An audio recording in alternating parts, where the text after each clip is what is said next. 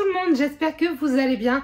Pour ma part ça va super, je suis très heureuse de vous retrouver avec une toute nouvelle vidéo du calendrier de l'Avent. Et aujourd'hui je vous retrouve pour vous partager 10 choses que j'aime dans les romans. Je me dis comme ça, ceux qui découvrent la chaîne, vous allez peut-être un peu découvrir quels sont mes goûts. Et du coup, qu'est-ce que vous allez potentiellement pouvoir retrouver fréquemment sur la chaîne. Parce que même si c'est ce que je préfère, il y a des fois où je sors de ma zone de confort. Par exemple, je ne l'ai pas mis, mais ça m'arrive de lire de la poésie, je lis de la romance, je lis rarement, très rarement, mais j'en lis des classiques. Vous voyez, c'est pas parce que je ne dis que ça que je ne lis pas autre chose. Là, je vous dis ce que je préfère parmi ce que j'aime déjà de base. Alors tout d'abord, pour recontextualiser, mon genre préféré, c'est la SFFF, donc science-fiction, fantasy, fantastique. Et plus particulièrement, la fantasy, c'est vraiment ma soupe aux petits oignons à moi. J'aime beaucoup trop la fantasy, j'aime trop découvrir des mondes, découvrir des histoires, des univers, des royautés, des principes, genre c'est incroyable, incroyable, incroyable. Alors ensuite, qu'est-ce que j'aime bien? J'adore la romance. Je m'explique, c'est-à-dire que j'adore quand dans un livre, il y a de la romance. C'est vrai qu'aujourd'hui, par contre, j'ai plus de mal avec la romance tout court, parce que soit je m'ennuie très vite, soit il y a trop de scènes de smut, soit c'est trop lent en fait, c'est pas ce qui m'attire le plus. En revanche, j'adore quand dans une histoire qui n'est pas centrée sur ça, il y a de la romance. Je précise qu'il y a quand même des fois où je lis de la romance pour lire de la romance parce que c'est mon envie du moment. Mais vous voyez, je ne pourrais pas, je pense, lire que ça. Franchement, ça me saoulerait très vite. En revanche, dans un livre, par exemple quand c'est un livre de fantasy, un livre de science-fiction ou qu'importe, et qu'il y a de la romance, et moi j'adore. Mon genre préféré, enfin mon sous-genre préféré, c'est la romantasy. C'est-à-dire quand il y a un univers de fantasy dans lequel la romance va jouer un rôle central. Mais que ce n'est pas le seul de l'univers. Par exemple, un livre qui n'est pas une romantasy, mais dans laquelle la romance a son importance et c'est une fantasy, c'est Le Pont des Tempêtes. C'est-à-dire que le livre tourne principalement autour de l'intrigue politique et de tous les enjeux qu'il y a avec, mais la romance a un rôle très important déjà au sein de cette intrigue, mais également au sein de l'histoire et de l'univers. Voilà, bref, la romance, j'adore, un coup de cœur, un banger. Et pour moi, ce qui va avec, c'est une autre chose du coup que j'aime, c'est les enemies to lovers, parce que moi j'aime beaucoup trop, c'est ce qui vient donner un peu de tension, ce qui vient donner un peu de rythme à l'histoire. Quand au début on a des personnages qui se détestent et qui petit à petit, soit parce qu'ils y sont forcés, soit parce qu'ils ont pris le temps, vont se découvrir, vont apprendre à se connaître et vont s'apprécier. Et même encore plus que ça, ils vont s'aimer. J'aime beaucoup trop les enemies to lovers, c'est vraiment ce que je préfère lire. Voilà. Je pense que tu me mets une fantaisie avec de la romance, un enemies to lover, tu m'as conquis. Quoi qu'il arrive, en plus s'il y a un peu d'intrigue politique ou alors de royauté, mais là tu m'as 100% dans ta poche, c'est sûr.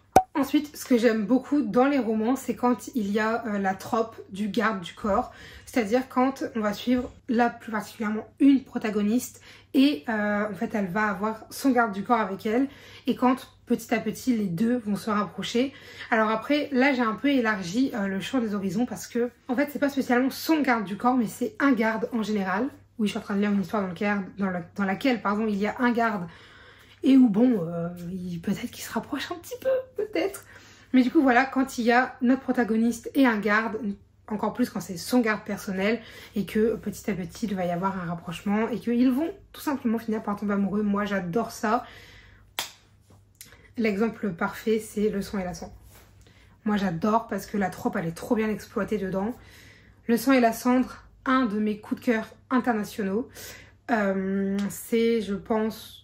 Je suis en train de les mettre dans l'ordre, mais ma 3e ou ma 4e saga préférée parmi tout ce que j'ai lu depuis que je lis. Elle est quand même assez haut.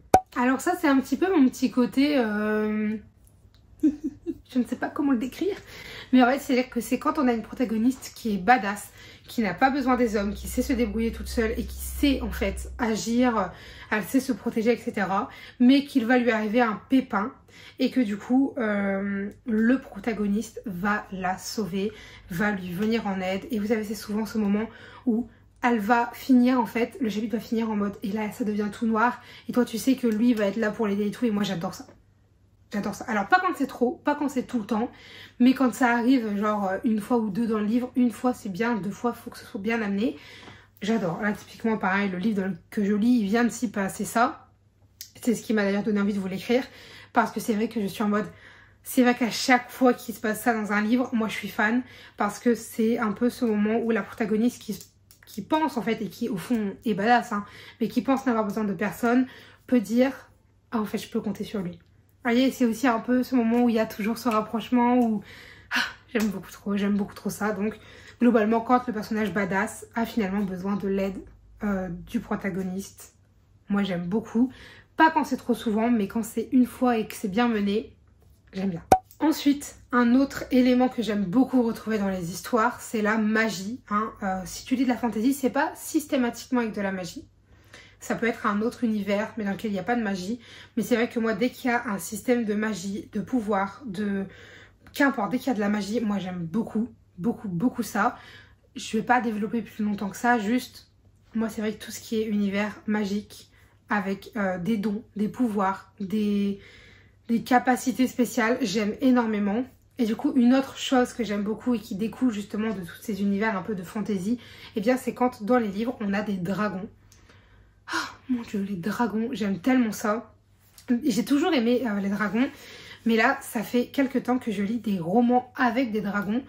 Et wow, je suis tombée amoureuse. Je pense à Force Wing, vous vous en doutez. Mais je suis tombée amoureuse de retrouver en fait des dragons dans mes livres. Je suis tout le temps ravie. Surtout quand ils sont aussi bien amenés que dans Force Wing. Parce que pour moi, Force Wing, c'est une masterclass, mais internationale. C'est en fait aujourd'hui ma saga numéro 1. Elle se chevauche avec Akottar parce que j'attends de voir un peu la suite de Force Wing. Mais pour l'instant, Force Wing, elle est numéro 1, quoi. J'aime réellement cette saga. Bref. Du coup, les dragons, j'adore en retrouver dans les univers. Et ça va un peu, du coup, avec les univers fantasy, magie, tout ça, vous voyez. Mais quand il y a un dragon, je suis ravie. J'en ai brièvement parlé tout à l'heure. Mais c'est vrai que quand la royauté se mêle à l'histoire, j'adore ça. Parce que je trouve que ça rajoute toujours un côté... ça donne de l'importance à nos personnages. On sait que ça ne devient pas n'importe qui. Et même quand c'est pas... quand la protagoniste va pas forcément devenir roi, reine, prince, etc., princesse, mais qu'elle est liée à la royauté... J'aime beaucoup déjà parce que j'aime beaucoup quand on voit les vides châteaux, etc. Mais j'aime encore plus parce que ça donne toujours un côté très palpitant à l'histoire. Je sais pas comment vous dire, mais moi c'est vrai que dès qu'on parle de royauté, j'adore. J'ai tellement d'exemples que je pourrais vous sortir que, d'ailleurs je ne vais pas faire là. Mais honnêtement, j'aime beaucoup quand les livres se passent dans la royauté. Que ce soit fantasy ou pas d'ailleurs. Hein. Même quand c'est des romances classiques, la royauté, pépite. Ensuite, vu qu'on parle de romance, une autre chose que j'aime dans la romance, c'est quand on a des fake dating. Par exemple, elle doit trouver quelqu'un pour jouer le rôle de son petit ami pour le repas de famille, parce que sinon ils vont encore la tanner avec le fait qu'elle a toujours pas de copain. Et en fait, finalement, petit à petit, ils vont vraiment finir par se rapprocher et vraiment finir par tomber amoureux. J'aime beaucoup ça. J'en lis pas souvent parce que j'en ai pas trouvé tant que ça. Là, je sais qu'il y en a 2-3 que j'avais repérés. Il faudrait que je retourne en librairie parce que je ne sais plus lesquels c'était. Mais j'aime beaucoup quand il se passe ça dans les histoires. Donc, c'est vrai que quand je lis de la romance, je cible soit des enemies to lovers, soit des fake dating, soit des choses que je sais que je vais aimer parce que sinon je vais vite m'en lasser. Ça, c'est un petit bonus parce que avant de vous dire le dernier, je viens de me rappeler qu'il y avait ça. Et ça va un peu avec... d'autres choses que j'ai pu vous dire, mais j'adore quand il y a de la proximité forcée. Donc ça rentre avec le garde du corps, ça rentre avec l'ennemi to lover, avec le fake dating, etc.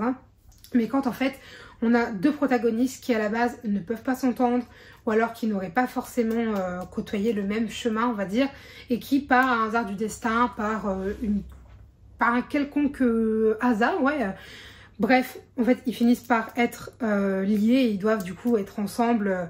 Pas forcément ensemble en tant qu'amoureux ou quoi, mais ensemble en mode ils doivent vivre très souvent proches l'un de l'autre. Et du coup en fait ça va créer des situations, déjà souvent c'est très drôle. Et puis petit à petit ils vont se rapprocher. Donc là je pense à Serpent and Dove, c'est celui que j'ai lu le plus récemment qui rentre dans cette case. Et j'aime beaucoup ça. Je m'étale pas parce que c'était un bonus, mais j'adore la proximité forcée. La dernière chose que je raffole dans les livres, c'est quand il y a des prophéties. J'adore quand on parle d'une élue ou alors quand on découvre qu'elle a un destin à accomplir. Donc ça c'est très souvent dans les fantaisies. Mais qu'est-ce que j'adore ça parce que ça donne une importance monstre au personnage. Et j'aime trop ça en fait parce que j'aime trop quand mes personnages sont au devant de l'histoire, au devant du monde. Et souvent, souvent, ça les entraîne dans des aventures assez dangereuses dans lesquelles il y a plein de rebondissements et plein de choses chouettes qui se passent, notamment des choses que je vous ai dit avant. Mais voilà, du coup, voilà, dès qu'on va parler de prophétie, d'élus,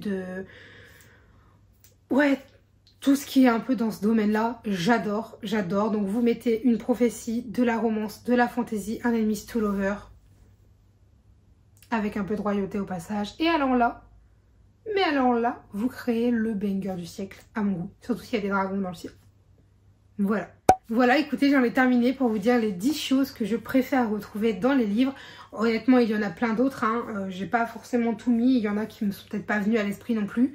Mais sachez que déjà, ces 10 choses-là, j'en raffole. Et dès qu'il y en a dans les livres, c'est vrai que ça va toujours me donner un peu cette envie de poursuivre parce que c'est ce que j'aime. J'en ai terminé avec cette vidéo. Si jamais vous avez des avis, des remarques, des conseils, des recommandations, notamment de livres qui peuvent rentrer dans ces catégories ou toute autre chose à me dire, n'hésitez pas à le faire dans l'espace commentaire puisqu'il est fait pour ça. Sur ce, je vous dis à demain. Allez, bye mes lecteurs.